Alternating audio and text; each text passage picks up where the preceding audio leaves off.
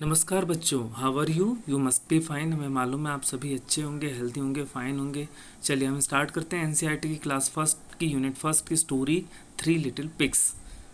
तो don't forget to subscribe our channel, हमारा channel spoken English 365 को सब्सक्राइब करना ना भूलें। यदि आपको ये वीडियो अच्छा लगता है तो इसके नीचे कमेंट करें और लाइक भी करें।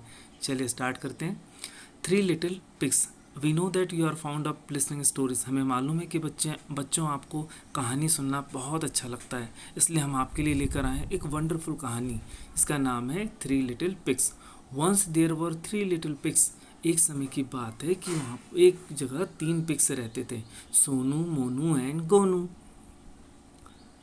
Sonu lived in a house of straw. Sonu जो है वह स्ट्रॉ के घर में रहता था, मतलब घास वाले घर में रहता था। जबकि Monu lived in a house of sticks. Monu जो है वो स्टिक वाले घर में रहता था, लकड़ियों से बने घर में रहता था। Gonu lived in a house of BRICS. और गोनू जो है वो ब्रिक्स से बने हुए घर में रहता था। ब्रिक्स मतलब जानते हैं बच्चों आप, जो घर में हम ईंट लगाते हैं उसको हम ब्रिक्स कहते हैं। तो क्या होता है, one day a big wolf came to Sonu's house. एक दिन क्या होता है कि वुल्फ जो भेड़िया रहता है, वुल्फ वो क्या होता है सोनू के घर में आता है और क्या कहता है, आई विल हप and I will puff and I will blow your house down. मैं तुम्हारे घर को हवा में उड़ा दूंगा, घर को गिरा दूंगा।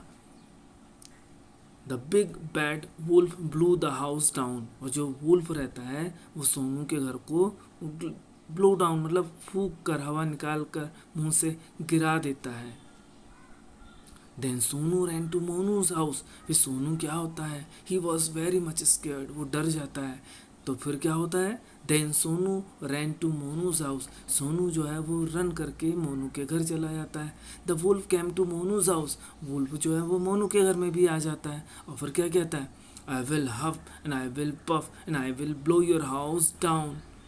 और वो क्या करता है, then the big bad wolf blew the house of Sonu Monu.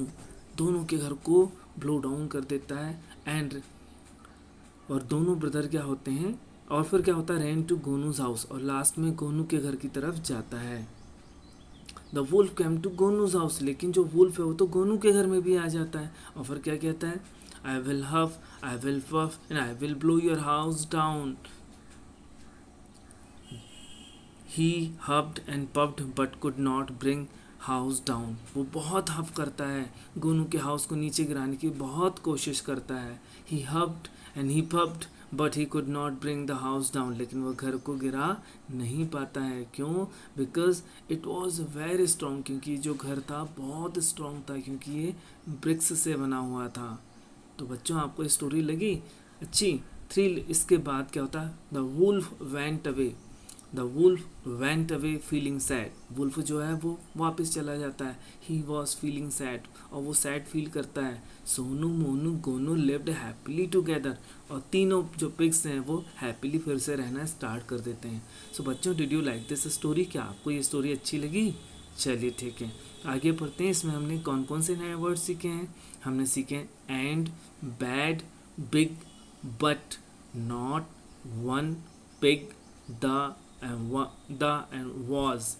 Let's read. चलिए अब दो सेंटेंस को आपको पढ़कर बताना है।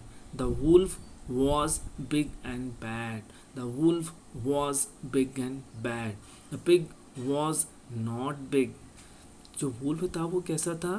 The wolf was big and bad, बहुत बड़ा भी था और बैड भी था। The pig was not very big.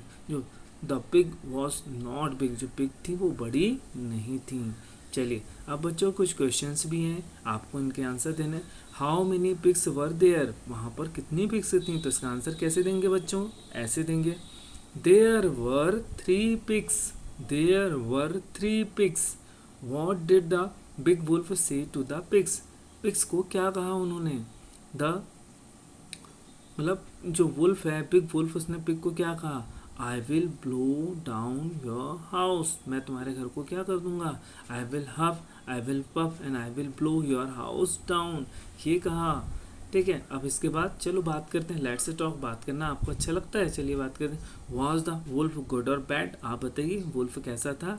Good था या बैड था? तो वुल्फ तो he wolf was bad, wolf bad था, क्यों? क्योंकि he was puffing, he was huffing and he was blowing house down, वो तो घर को नीचे गिरा रहा था, लोगों को परेशान कर रहा था, तो बैड था। What is your house made up, आपका घर काय से बना हुआ है? तो आप बता सकते हैं my house is made up bricks, मेरा घर तो ब्रिक्स से बना हुआ है। इट इज़ वेरी स्ट्रॉन्ग, मेरा घर बहुत स्ट्रॉन्ग है। इसके बाद चलिए शेयर करते हैं, हु इज़ गुड, कौन अच्छा था? तो आप बता सकते हैं अच्छा कौन था? पिक्स, पिक्स अच्छी थी। बैड कौन था? वुल्फ था। अब आपको एक और एक्सरसाइज करना है बच्चों। यहाँ पर क्या है, कुछ पिक्चर्स बना हुआ है। पिक्चर में सबसे पहले आपको क्या करना है, यहाँ पे फॉर्म बना हुआ है। फॉर्म मतलब एक जैसे फॉर्म बना देते हैं ना, चारों तरफ से अपन लकड़ियाँ लगा देते हैं, बांस लगा देते हैं और बैम्बो से उसको कवर कर देते हैं, और वहाँ पे कुछ एनिमल्स रहते हैं, जैसे काऊ रहती है। तो यहाँ पे कौन कौन से फॉर्म एनिमल मतलब इस तरह की जो फॉर्म में रहते हैं, जैसे कौन कौन से रहते हैं? हॉर्स रहता है, और कौन रहता है यहाँ पे? बफेलो रह सकती है, बफेलो रह सकती है। फिर इसमें आपको सेकंड भी यहाँ पर एक पिक्चर दिया है, आपको ये बताना है कि जंगल में कौन रहता है। तो जंगल में देखिए क्या रहता है, काऊ जंगल में नहीं रहती है, मंकी जंगल में रहता है, राइनोसोर्स रहता है, जिराफ रहता है, ये सब जंगल में रहते हैं। और यहाँ पे बताना है आपको वाटर में कौन रहता है। तो पिक्चर में आपको क्या करना है, एक पेंसिल होल्ड करना है और पेंसिल से जहाँ आपको लगता है वो रहता है, जैसे फ्रॉक से आप फ्रॉक पर आप पेंसिल रखेंगे और एक लाइन को ड्रॉ करते हुए कहाँ ले जाएंगे, यहाँ पे ले जाएंगे। कहाँ पर? ये जो आपको वाटर टैंक पॉन्ड दिख रहा है, तालाब दिख रहा है, वहाँ तक आपको लाइन ड्रॉ करनी है। सबको, इन सारे एनिमल्स को अपने घर तक पहुँचाना है आपको। तो अब हम सीखते हैं कि कुछ सेंटेंस बनाना सीख लेते हैं। इस जैसे मान लीजिए आपको कहना है कि मैं टीचर हूँ, तो कैसे कहेंगे? I am a teacher. यदि आपके पापा टीचर हैं तो क्या बोलेंगे? My father is a teacher. यदि आपको पेंसिल चाहिए अपने फ्रेंड से तो कैसे बोलेंगे? Please give me a pencil. ठीक है, आप यदि लड़के हैं तो क्या बोलेंगे? He is a boy. और यदि लड़की हैं तो मतलब आप यदि किसी लड़के के बारे में बता रहे हैं कि वो लड़का है तो ही इज़ अ बॉय, और आप खुद लड़के हैं तो क्या बोलेंगे? I am a boy. और किसी लड़की के बारे में बताना है कि वो लड़की है तो बोलेंगे शी इज़ अ गर्ल। अब इसके बाद कोई बहुत दूर है तो कैसे कहेंगे? या सो फार अवे। और यदि मान लीजिए आज का दिन आपको लग रहा है बहुत अच्छा है, गर्मी मतलब अच्छा लग रहा है, जैसे ठंड के दिनों में लगता है ना, अगर धूप निकल जाती तो अच्छा, तो वैसा कहना हो तो कैसे कहें? It's a warm day. और यदि आपको बहुत ठंड लग रही है तो आप बोलेंगे इट्स अ कूल डे।